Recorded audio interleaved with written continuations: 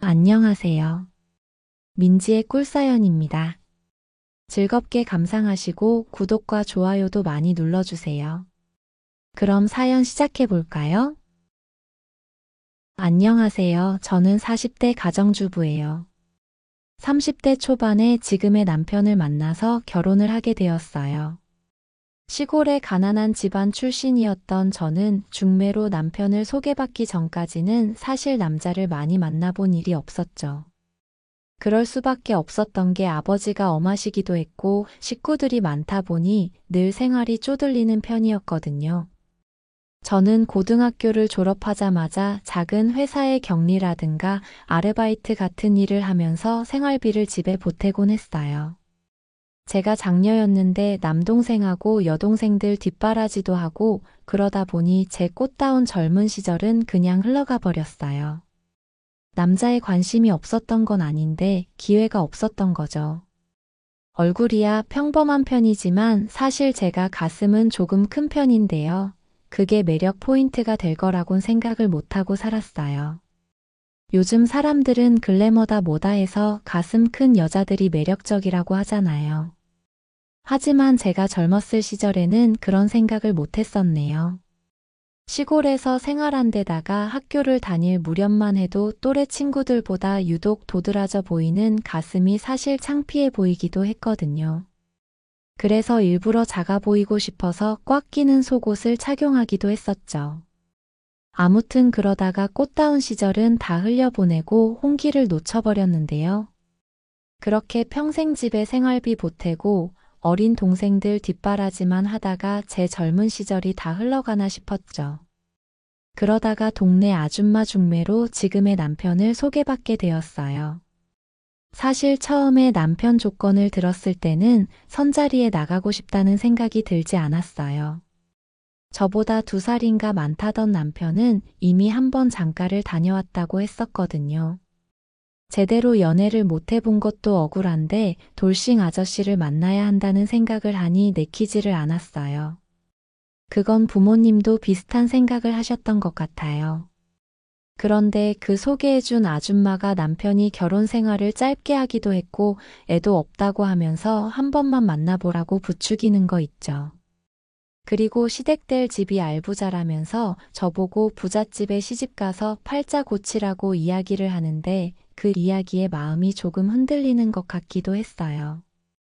결국 저는 못 이기는 척 남편과의 선자리에 나가보게 되었죠. 30대 중반이었던 남편은 키도 훤칠했고 훈훈한 남자였어요. 돌싱이라길래 아저씨 같은 사람일 거라 생각했었는데 아니었죠. 정말로 집이 부유한 지 30대 중반인데도 남편은 본인 사업을 하고 있었고요. 사업하면서 사람을 많이 대해봐서 그런지 대화도 잘하는 편이었고 사람이 괜찮다는 생각이 들더라고요. 차를 마시면서 이런저런 대화를 나누다 보니 꽤 시간이 흘러가기도 했는데요. 자리를 정리하고 일어나면서 남편은 제가 마음에 들었는지 저랑 결혼을 전제로 진지하게 만나보고 싶다는 이야기를 하더라고요. 자기가 한번 다녀오기는 했지만 그것만 이해해주면 정말 잘해주겠다고 하면서요. 사실 저도 남편이 마음에 들었던 터라 부끄럽게 고개를 끄덕이게 되었고요. 그렇게 남편과의 연애가 시작이 되었죠. 며칠 뒤 남편이 정식으로 저희 부모님께 인사를 드리러 오기도 했는데요.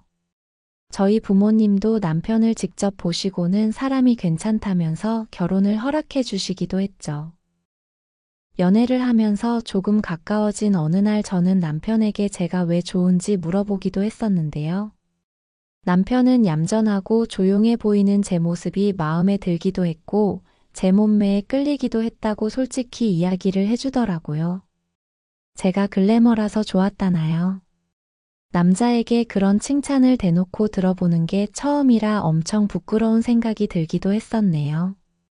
학교 다닐 때는 큰 가슴이 창피하다는 생각이 들곤 했는데 그 점이 남편에게 어필이 되었을 거라고는 생각지도 못했네요. 그리고 얼마 후에 시댁에 인사를 드리러 가게 되었죠.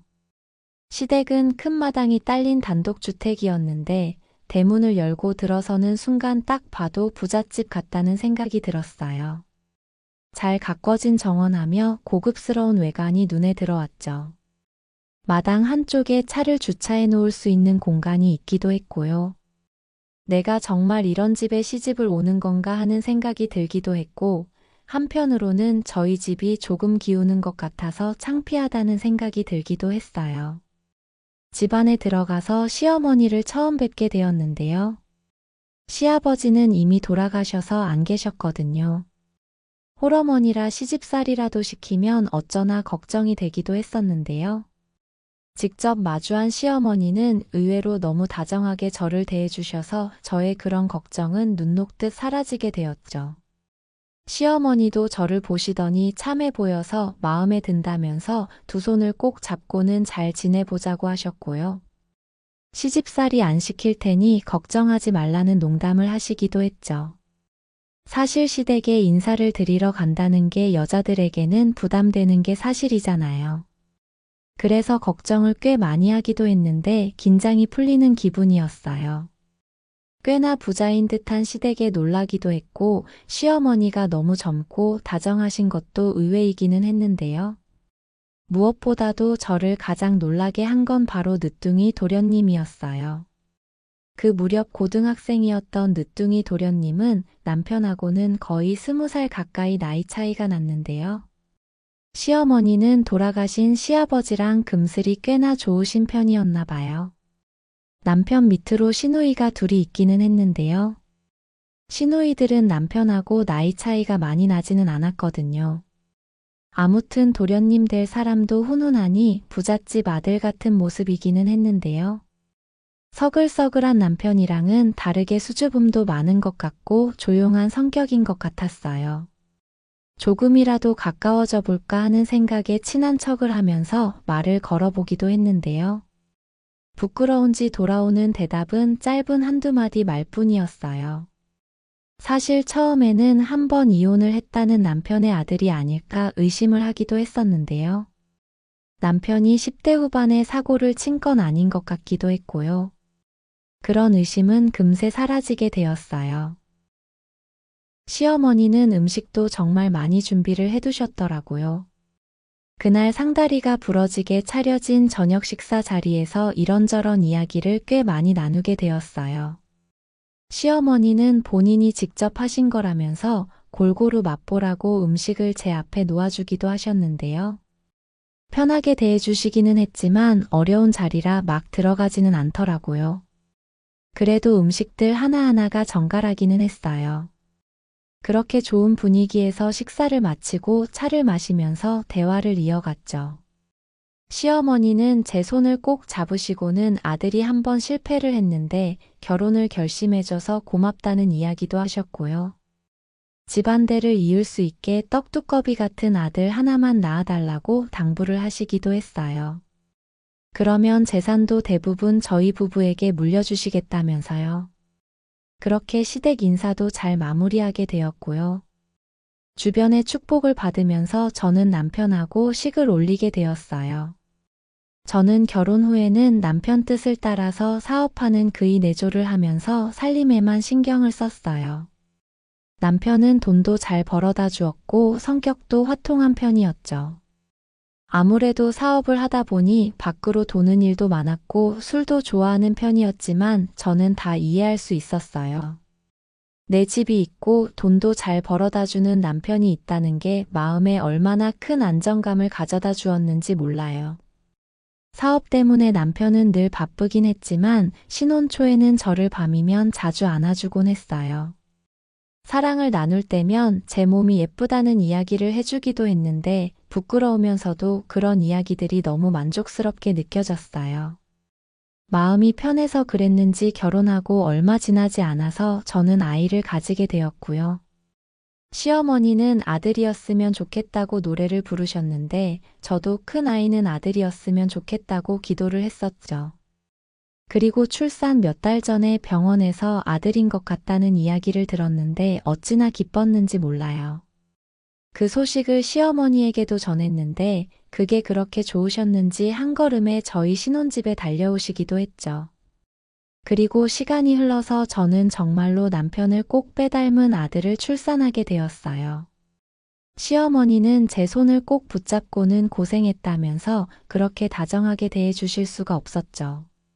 친손자를 보고 싶었는데 소원을 풀었다면서 연신 싱글벙글이셨어요. 저도 아들을 낳으니 너무 좋더라고요. 정말 눈에 넣어도 아프지 않을 것 같은 그런 아이였어요.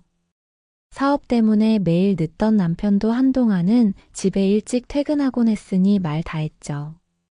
아이 키우고 살림하면서 저도 부잣집 마나님 생활에 조금씩 익숙해져 가고 있었어요.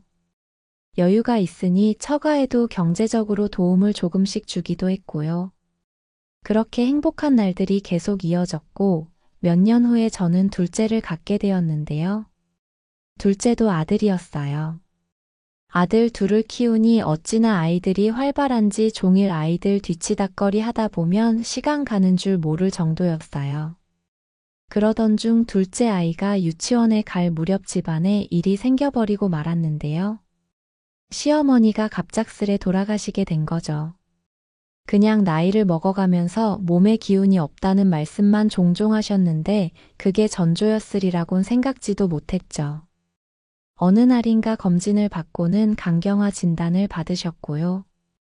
괜찮아질 거라고 대수롭지 않게 넘기셨지만 이미 상태가 꽤나 진행된 뒤였어요.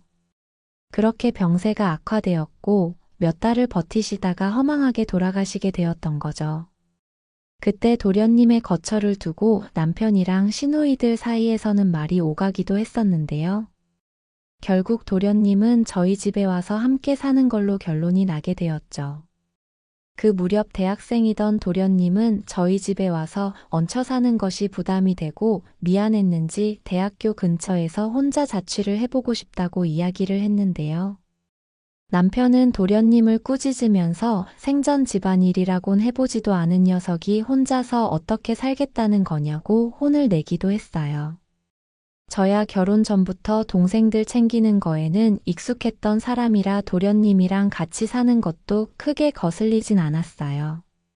저 역시도 괜찮으니 같이 살자고 도련님을 설득했죠.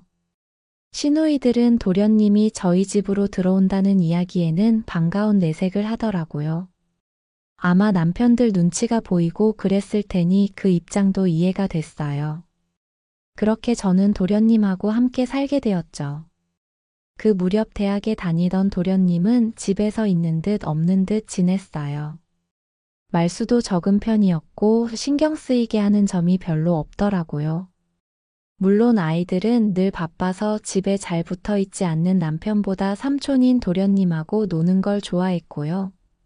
아이들이 좋아하는 모습을 보니 식구가 한 명 더 있는 것도 나쁘지 않다는 생각이 들었죠. 그 무렵 제가 살던 집은 마당이 딸린 2층짜리 주택이었는데 도련님은 2층에 있는 방을 사용하고 있었고요. 애들하고 놀아줄 때나 식사할 때를 제외하고는 자기 방에서 혼자 있는 경우가 많았어요. 혹여나 저랑 같이 사는 게 불편해서 조심하는 건 아닐까 물어보기도 했는데요. 그런 건 아니라고 조용히 대답을 해주더라고요. 그러면서 자기를 걷어줘서 고맙다고 인사를 하기도 했는데 참 속이 깊은 청년이라는 생각이 들기도 했네요. 그러던 어느 날이었어요. 아이들 학교랑 유치원 보내고 나서 정신없이 집안일을 하던 중이었어요. 저는 집에서는 간혹 상의 속옷은 안 입기도 하거든요. 그날도 편한 게 좋아서 생각 없이 골라 입은 옷이 가슴골이 꽤나 드러나는 티셔츠였던 거죠. 그 옷을 입고 저는 정신없이 집안일을 하던 중이었어요. 그때 마침 도련님이 거실을 지나가다가 저와 눈이 마주쳤는데요. 그 순간 저는 분명히 느꼈어요. 도련님의 시선이 제 눈을 보기 전 잠깐 너무도 분명하게 제 가슴 쪽에 머물렀다는 걸 말이에요. 그 시선은 끈적한 그런 느낌이었어요. 도련님은 당황한 듯 금세 시선을 돌리고는 아무 일 없다는 듯 2층으로 올라가 버렸는데요. 이상하게 도련님의 그 눈빛이 묘하게 자꾸 떠오르더라고요. 어린아이 같기만 했던 도련님이 그런 눈으로 저를 바라봤다는 사실이 이상하게 마음 한구석을 간지럽히는 느낌이었어요. 혹시 나를 여자로 보고 있는 건 아닌지 이상한 생각이 들기도 했고요. 부끄러움인지 묘한 설렘인지 모를 감정이 밀려왔어요. 그리고 그날 이후로는 저도 모르게 도련님의 눈치를 조금씩 보게 됐어요. 그 시선이 다시 나를 향해 올 때 무슨 기분이 들지 괜히 기대하게 되면서요. 저는 그 무렵 벌써 결혼한 지 10년이 다 되어가던 시점이라 남편하고 좋은 시간을 안 보낸 지는 꽤 되어가긴 했었어요. 사실 둘째를 낳고부터는 정말 부부관계는 연중 행사처럼 가끔 생기는 일이었죠. 저는 아직 한참 욕구가 끓어오를 때라 아이들을 일찍 재우고 남편을 보채보기도 했는데요. 다음날 일찍 나가봐야 한다느니 그날 컨디션이 영 안 좋다느니 하면서 남편은 저를 피하기 바빴죠. 물론 그래도 그것만 빼면 남편은 좋은 사람이기는 했어요. 집안일에 크게 잔소리를 하는 편도 아니었고 돈도 잘 벌어다 주곤 했으니까요. 가정주부가 되면 다들 이렇게 사는 건가 싶어서 간혹 욕구가 생기더라도 애써 다른 생각을 하면서 넘어가곤 했죠. 그렇게 여자로서의 삶은 있다시피 하고 지냈는데 도련님의 그 시선 때문이었는지 다시 야릇한 무언가가 올라오는 느낌이었다고나 할까요? 나를 아직 여자로 봐주는 사람이 있다는 생각이 제 마음에 불을 지핀 거죠. 부잣집 늦둥이로 태어나서 고생 한번 안 해본 소년 같은 도련님이 내 몸을 야릇하게 바라봤다는 그 생각이 참 묘한 기분을 느끼게 해주었는데요. 그냥 그 정도의 설렘으로도 만족하려고 했었어요. 도련님처럼 훈훈한 젊은 총각에게도 내가 어필할 수 있구나 정도로 좋았으니까요. 그러던 어느 날이었는데요. 그날은 학교 수업이 없는지 도련님은 외출하지 않았고 낮 시간이라 집에는 저하고 도련님 둘뿐이었어요. 점심시간이 되었는데도 방 밖으로는 나와보지를 않길래 무슨 일인가 싶어서 올라가 봤죠. 내려와서 점심은 같이 먹자고 하려고 말이에요. 평소에는 노크라도 하고 문을 열어보는 편이었는데 그날따라 무슨 일이 생기려고 그랬나 봐요. 저는 아무 생각 없이 도련님 자는 거예요? 같이 점심 먹어요 라고 이야기를 하면서 문을 살포시 열어버리고 말았는데요. 의자에 앉아서 이어폰을 끼고는 도련님이 그걸 하고 있는 모습을 목격해버리고 말았던 거죠. 어찌나 깜짝 놀랐는지 저도 모르게 악소리를 지르면서 문을 쾅 닫아버리고 말았죠. 심장이 어찌나 벌렁벌렁거리는지 놀란 가슴이 진정이 안 되는 기분이었어요. 몇 초간 고민해서 어렵게 생각해낸 말이 이거였어요. 저는 문 앞에서 당황한 목소리로 외쳤죠. 도련님, 저 아무것도 못 봤어요 라고요. 그리고 저는 도망치듯이 그 자리를 벗어나고 말았어요. 왜 그날따라 노크도 안 하고 문을 열 생각을 했었을까 하는 생각이 들기도 했고 도련님을 앞으로 어찌 봐야 할지 민망한 마음이 들기도 했죠. 한편으로는 아까 목격했던 도련님의 그게 너무 훌륭하다는 생각이 들기도 하더라고요. 어릴 때부터 봐왔던 도련님이 벌써 이렇게 컸나 라는 생각이 들었고 육중한 것이 아주 탐스러워 보인다는 느낌이 들기도 했죠. 그런 생각이 들자 갑자기 얼굴이 화끈거리면서 달아오르는 기분이 들었어요. 그걸 가져보면 어떤 느낌일지 도련님과 연애를 하는 상상을 하니 저도 모르게 온몸에 반응이 오기 시작했죠. 민망했는지 도련님은 그날 방 밖으로 나오지를 않았는데요. 아이들이 학교에서 돌아오고 나서 삼촌 식사하러 내려오시라고 하고는 저는 잠시 외출해서 자리를 피해 주었네요. 저를 마주치면 엄청 민망해할 것 같았으니까요. 그렇게 어색한 시간이 며칠은 흘러갔던 것 같아요. 그걸 하는 모습을 들켰으니 민망해할 도련님이 걱정이기도 했는데요. 그 우람했던 모습이 계속 제 뇌리에서 떠나지를 않더라고요. 그런 생각들은 꼬리에 꼬리를 물기 시작했고요. 간혹 제 가슴을 향해 있던 도련님의 시선이 떠오르기도 하면서 혹시나 내 생각을 했던 건 아닐까 하는 이상한 상상을 하기도 했었어요. 부정해보려고 했지만 저도 안달이 나 있는 건 거부할 수가 없는 사실이었던 것 같아요. 그리고 남편이 출장을 떠나버린 어느 날 저녁 저는 조심스레 도련님을 찾아가게 되었어요. 아이들을 다 재운 늦은 밤 도련님 문 앞에 가서 조용히 노크를 했죠. 도련님 자는 거예요? 라고 물어봤더니 방 안에서 나지막히 안 잔다고 대답이 들려왔죠. 들어갈게요 라고 이야기를 하고는 저는 조심스럽게 문을 열었어요. 침대에서 일어나 앉은 도련님은 제 눈을 마주치지 못하고 민망했는지 고개를 푹 숙이고 있었어요. 이미 마음의 결정을 해버린 저는 도련님 옆에 앉아서 조용히 입을 열었죠. 어릴 때부터 봐왔던 도련님이 이렇게 멋진 남자가 된지 몰랐다고 말이에요. 그리고 남자라면 자기 위로를 안 하는 사람이 없다라고 하던데 괜히 그런 걸로 민망해 하지 말라고 이야기를 했어요. 그러면서 저는 조용히 도련님의 손을 잡아보았는데요. 제 손길에 도련님은 당황한 듯 보이기도 했지만 가만히 있더라고요. 그리고 저는 용기를 내서 마음에 있는 말을 뱉어버리고 말았어요. 도련님하고 비밀 하나 만들고 싶다고 말이에요. 저의 끈적한 손길에 도련님은 엄청 놀래하면서도 제 손길을 거부하지는 않았어요. 그날 그거를 하면서 혹시 내 생각을 한 거냐고 물어봤는데요. 아니라고 대답하지 않는 도련님을 보고는 제 생각이 맞았구나 싶더라고요. 그래서 그랬는지 저는 더 달아오르는 기분이었어요. 그렇게 그날 결국 우리 둘은 좋은 시간을 보내버리고 말았어요. 도련님은 사이즈만큼이나 엄청 훌륭한 남성이 되었더라고요. 너무 만족스러운 나머지 저는 부끄러운 것도 모르고 계속 사랑을 갈구했죠. 처음에는 민망해하고 어색해하던 도련님도 결국에는 주체할 수 없을 만큼 달아올라서 가버리고 말았고요. 그렇게 우리는 그날 시간이 얼마나 흐르고 있는지도 모른 채 사랑을 나눠버리고 말았어요.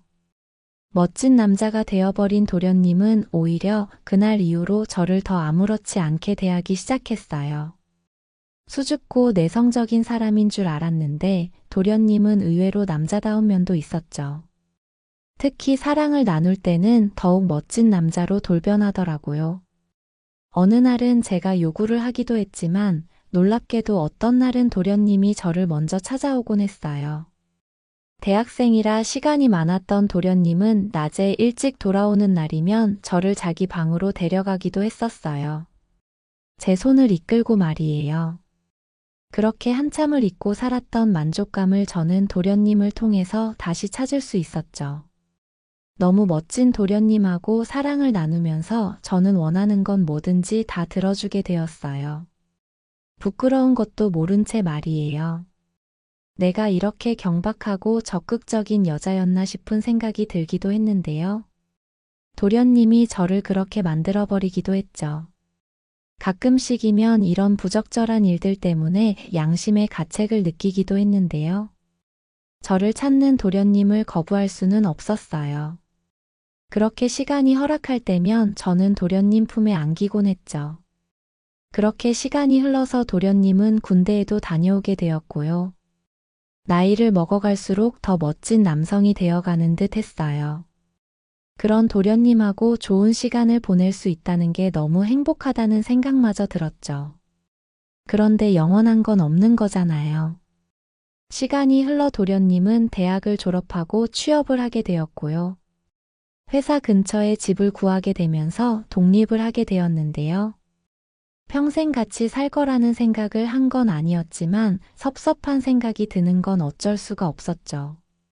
집을 나가기 전 어느 날인가 제 손을 잡고 이야기를 해주기도 했어요. 형수님이 생각이 날 때면 따로 연락을 주겠다고 말이에요. 그 말이 참 저를 기분 좋게 만들어주더라고요. 저는 언제든지 환영이라고 활짝 웃으면서 대답을 해주었네요. 그렇게 도련님은 집을 떠났고 집안은 조금 쓸쓸해지기는 했는데요. 그래도 아주 영영 이별한 건 아니니 괜찮았어요. 도련님이 머물던 방은 이제 옷방 겸 남편이 서재처럼 쓰고 있는데요. 그 방을 청소할 때면 도련님과 보냈던 시간들이 떠올라서 괜시리 혼자 달아오르기도 하네요. 그럴 때면 저는 혼자 화장실에 숨어 자기 위로를 해버리기도 하죠. 도련님과의 그 일들을 떠올리면서 말이에요. 다가오는 주말에는 도련님을 한번 찾아가 볼까 봐요. 그 품이 너무 그리워지는 요즘이거든요. 제 사연은 여기까지입니다. 들어주셔서 고맙습니다.